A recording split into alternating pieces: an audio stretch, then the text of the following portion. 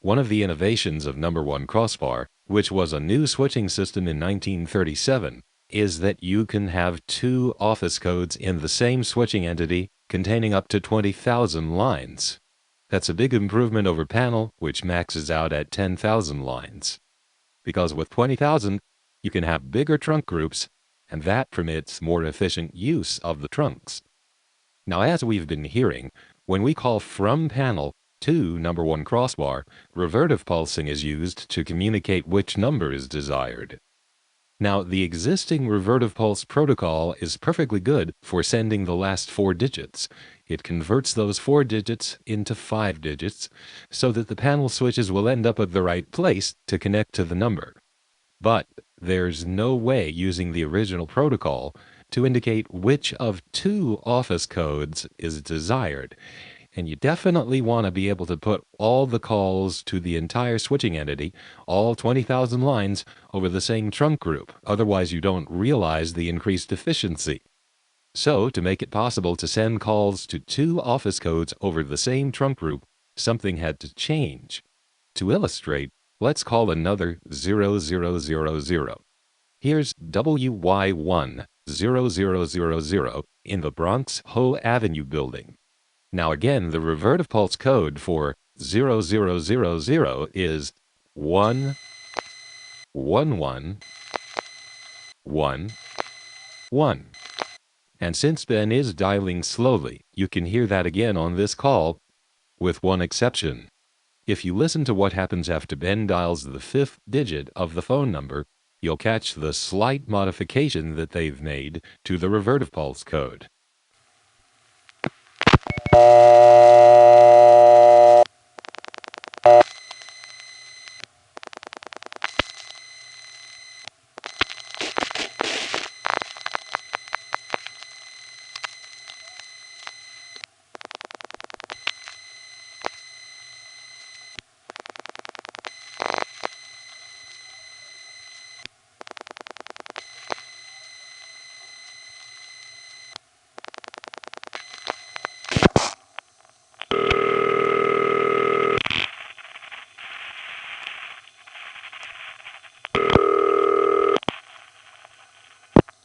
I'm sorry. The number you have reached is not in service or temporarily disconnected. The number you have reached is not in service at this time. This is a recording.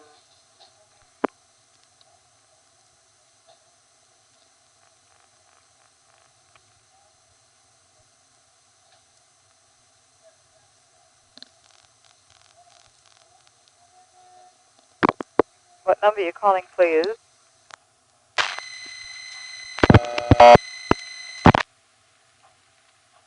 When Ben dials the hundreds digit, that is the 5th digit of the phone number, instead of pulsing 1 it does this. 6 1. And that's what they did. They add 5 to the second digit, and that indicates that the second office code is desired.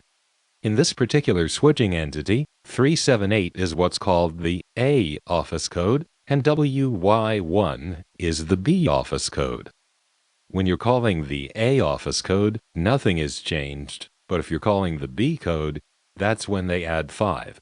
And they can do that because the second digit is always either 1, 2, 3, or 4 in the original protocol.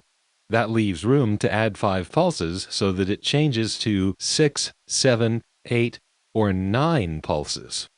So that's how it communicates whether it wants the A office code, 378 in this case, or the B office code, WY1. A switching entity that has almost 20,000 lines is going to have enough traffic so that trunk groups are justified at farther distances away. And you can really see this from what this office has trunks to and what it doesn't. A good example is West 73rd Street on the Upper West Side of Manhattan. There are 8 office codes total in that building, and of those, 4 are panel. But because there has to be a separate trunk group for each individual panel office code, that doesn't create enough traffic to justify those trunks. They could build them, but they would mostly sit idle, and so it makes more sense to put it through a tandem. York tandem in this case. When we dial Endicott 2, one of the 4 West 73rd Street panels,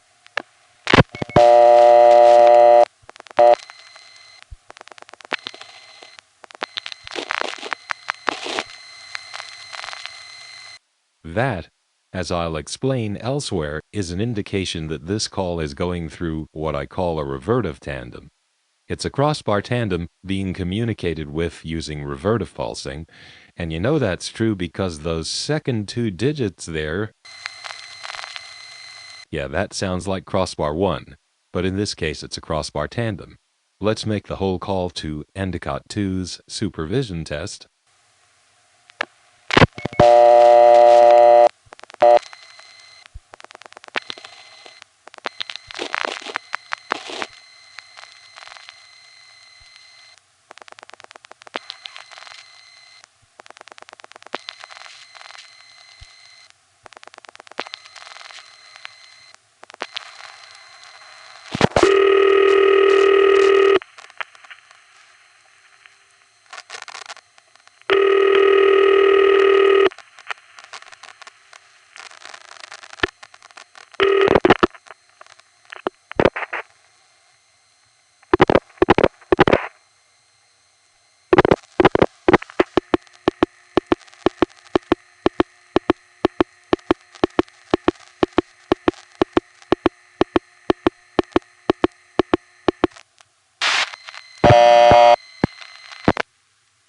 In West 73rd Street, Endicott 2 and Trafalgar 4 have the same ringing machine, and they seem to be the same thing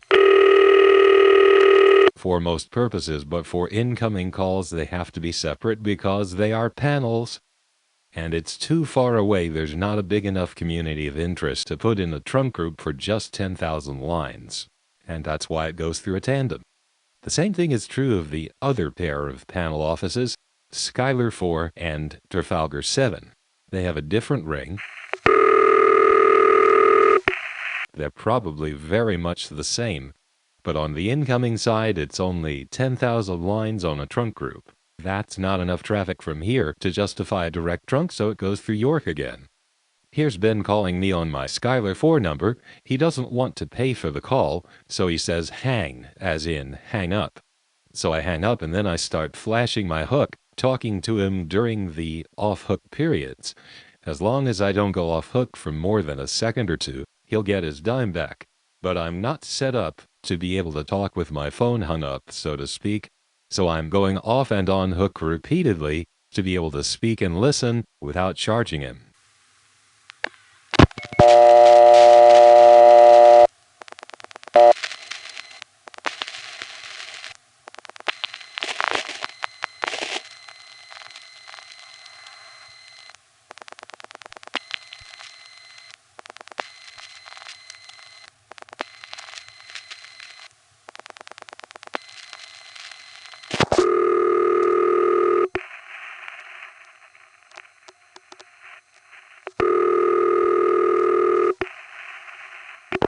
Hey.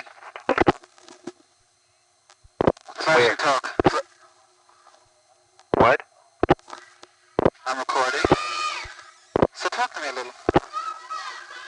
While flashing? Yes. Yes. What kind of a routing is that? York. Oh. This is a rather odd conversation to be having. It's okay. In the Bronx, Lebanon, hospital. Let me switch to New York speed. In the Bronx, Lebanon, hospital. The waiting room is very good place. There are people and phones and nice and warm and comfortable and 3 phones. One is 299. The others are 872. I like it fine. That's really good. And there is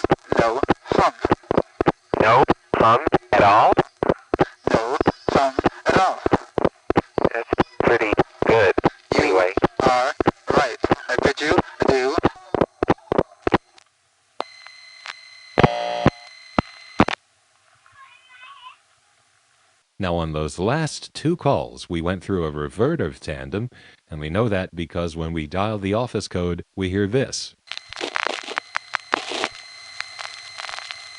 2 digits coming from a panel switch, and then 2 more coming from a crossbar 1 type switch. In this case, it's York crossbar tandem. Recording 21218. So it looks like West 73rd Street is just too far away for us to have direct trunks to the end offices in that building. But wait, there is a number 1 crossbar, Trafalgar 3. Let's dial it.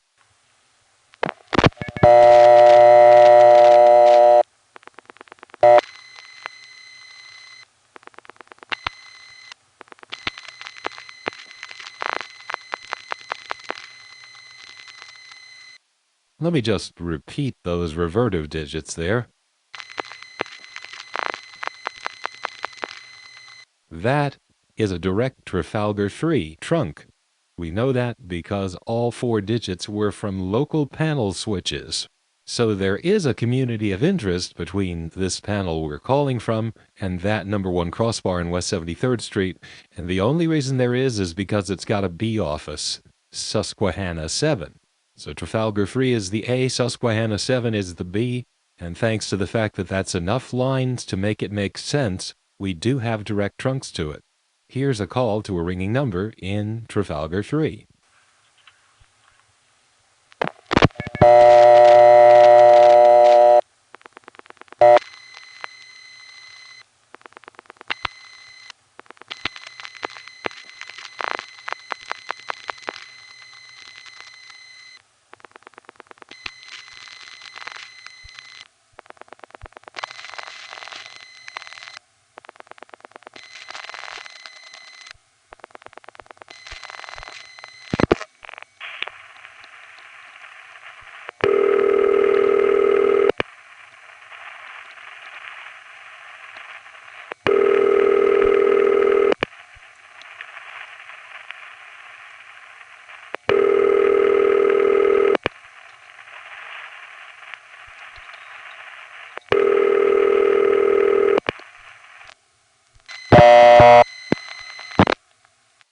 The East 97th Street Manhattan building has 2 different ringing machines for the crossbar 1s, and thanks to the A-B arrangement allowing 20,000 lines over the same trunk group, we have direct trunks to 4 out of the 5 number 1 crossbar codes in that building from here. The 5th one, Trafalgar 6, is all by itself. It doesn't have a B, so that goes through a tandem from here. Here's a call to HA7, which is the B office in the same entity as Enright 9, and this particular switching entity has high city ring.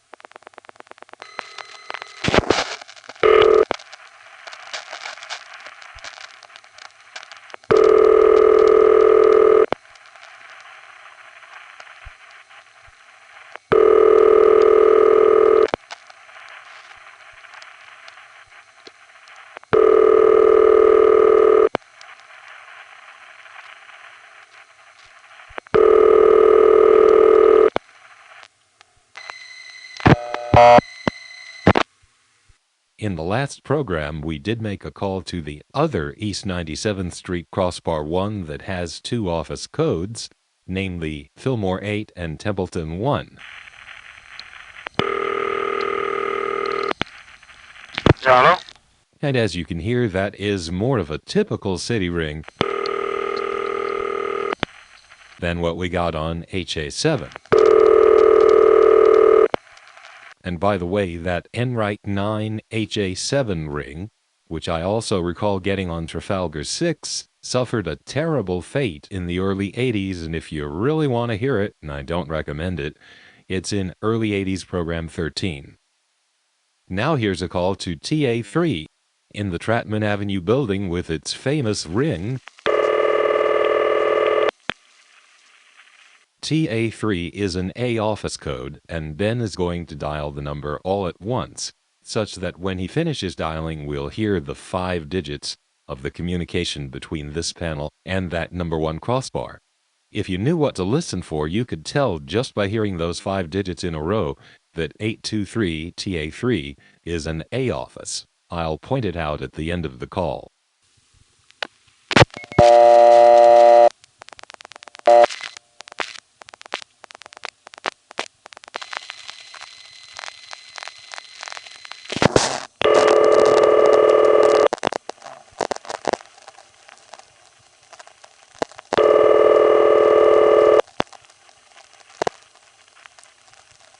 Hello? On this call, all 5 revertive digits between here and Trattman Avenue were heard all at once. And it's the second digit in that string of 5 that determines whether it's A or B. Here's what it would have sounded like if we were calling the B code TA8. Here is a comparison, and it's the second digit that changes. A, D. That's pretty good, but I think it's still a little bit difficult to discern, so let's go to another context where it's easier to hear. This used to go through a panel sender tandem, but it's after 1974, so this is going through Tremont tandem. 21226. And Tremont lets you hear the revertive pulsing very clearly. Here's a call to 263-0000. 263 is the A office of a Crossbar 1 entity in Forest Hills.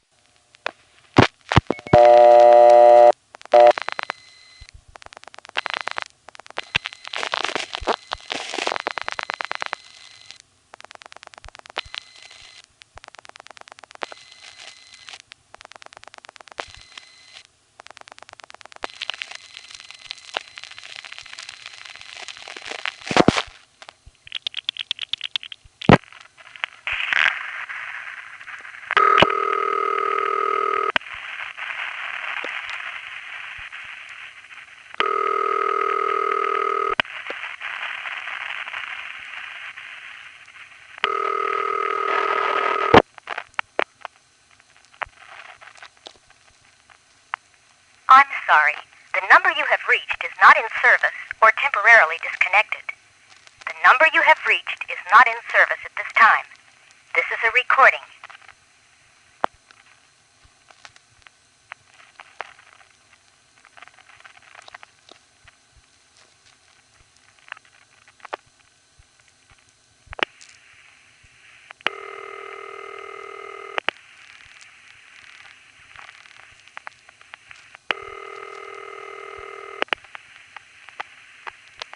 Operator 206, the number you're calling. 263-0000.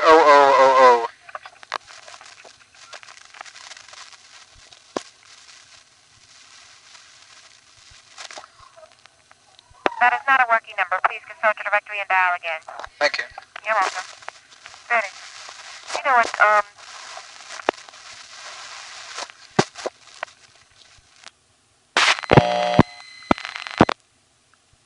Okay, now let's go back to this part. Yeah, now that is clearly recognizable as 0000 in the A office. It's just 5 ones, and then some extra clicks that have to do with the trunk flashing and stuff. Not to mention the loud cut-through. That is what 0000 sounds like when you're calling the A office. But if you're calling the B office, there we go, A, D. All right, enough about that for now.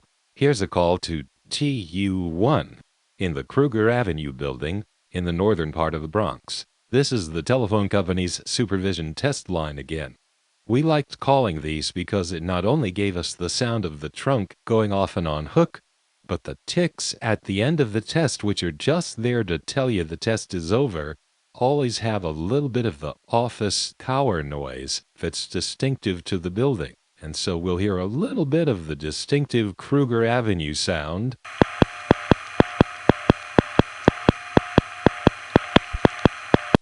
Oh, by the way, you know what happens if you call the soup test in this Grand Concourse building?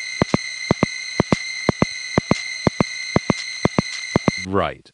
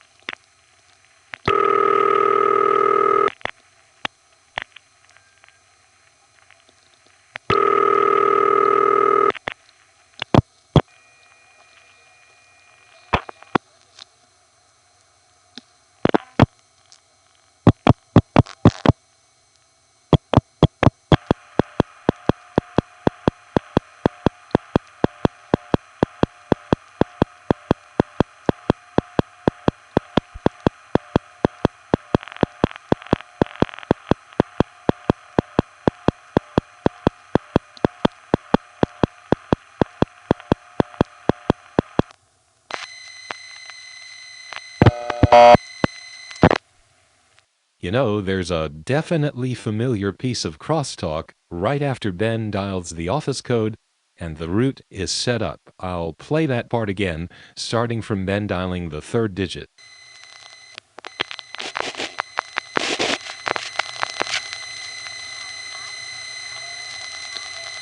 Did you hear that? Does that sound like anyone familiar? Well, it's this. Deposit 5 cents now for the next 5 minutes. As in this. This is a recording. I beg your pardon. Your time is up. Please deposit 5 cents now for the next 5 minutes or your conversation will be automatically interrupted. Thank you. Perdóneme, por favor. We'll get to that in a later program. Now I'd like to digress a minute and talk about the sound of City Ring, our overall favorite ringing machine from the old network. In this program, I just happened to touch upon at least 4 different types, and I want to go through them. Most of the rings we saw in this program are in the category I would call standard city ring. It appears that this is what they settled on once they got down the procedure for making these machines. Examples of standard city ring in this program are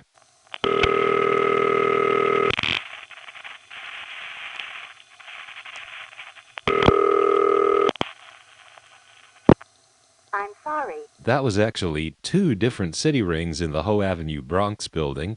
In that example, it's hard to tell them apart, but they are both standard city ring. One has high tone in the background, the other doesn't. Then there's this.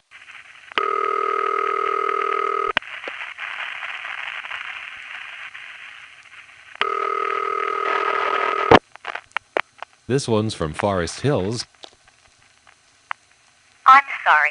And after the recording, we hear another standard city ring from Richmond Hill, Queens.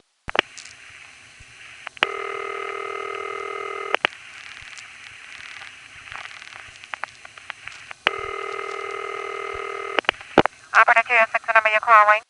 We called the soup test in Kruger, and here it sounds a little modified because the supervision test changes the sound of the ring. Here's the Kruger ring on a normal line. And again, that is standard city ring.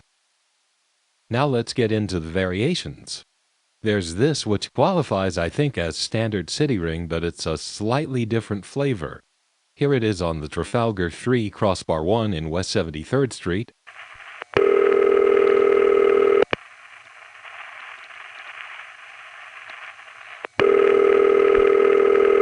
This is a variant of standard city ring, which Bill Acker and I used to call Gluggy ring. because it sounds like it's going glug glug glug glug glug glug glug glug glug glug glug. The most famous ring of this type was Hempstead's #1 crossbar ring, which Bill and I just had a nickname for. We called it Good Old Glug.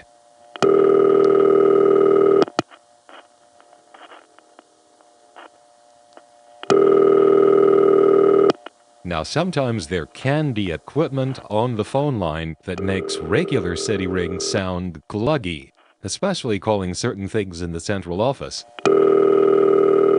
But the thing about gluggy city ring is, it always sounds gluggy, including when you hear it with no phone line connected at all. In fact, it's the reason that that long ring we heard on the Hempstead recordings sounded the way it did.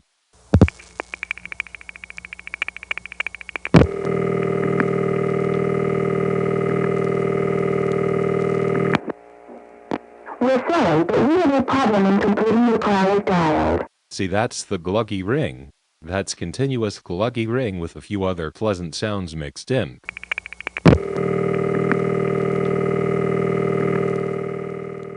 Were it not for the glug ring, it would sound more like this.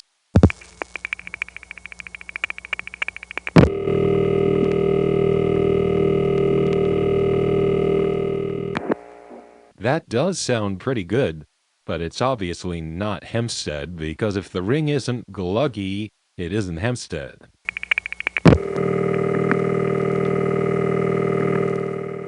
There we are. So that's the distinction. There are a few city rings in various places that have that slight variation, and again, it's something that happens on every phone line, not just some. Now, here's a ring that I believe is very old, it's rare, and as I analyze it sort of objectively, it seems to be very similar to the Hempstead ring, except the Hempstead ring, to me that's pleasant, whereas this,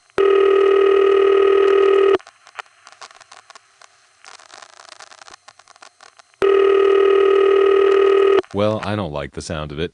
That's Endicott 2 and Trafalgar 4 in West 73rd Street, and it might be unique. Now, a more common type of city ring is the high city ring. In earlier programs, we heard classic examples of it on Wadsworth 3, 7, and 8 in West 176th Street, Manhattan.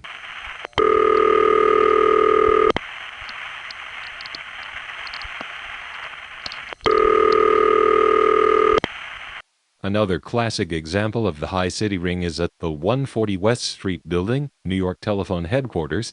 Here it is from VZ Tandem 2, the Syntrex tandem there, going to intercept.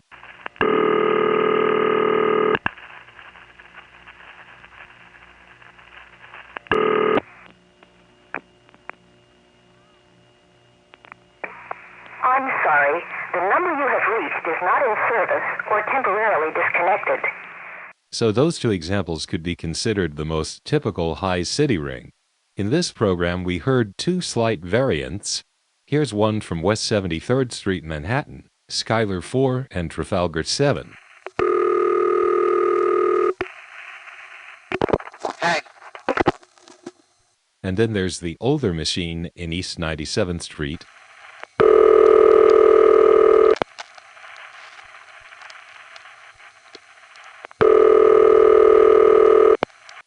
And then there's Trattman Avenue, Bronx. This is a ring that Ben liked so much. He actually made a device so that when people called him, instead of hearing his usual ring, we would hear this. It was a tape loop, but it sounded pretty good. Now, when compared to East 97th Street, Trattman sounds a bit more ancient. And I think the reason is that it has remnants of that early city ring sound, the one that the earliest machines made, which was something more like this.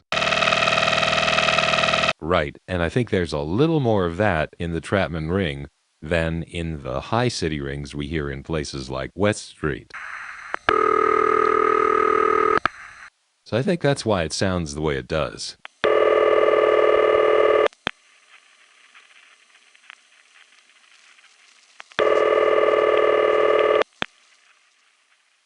The next program will begin with some examples of what number 1 crossbar often does on the incoming side that number 5 crossbar almost never does.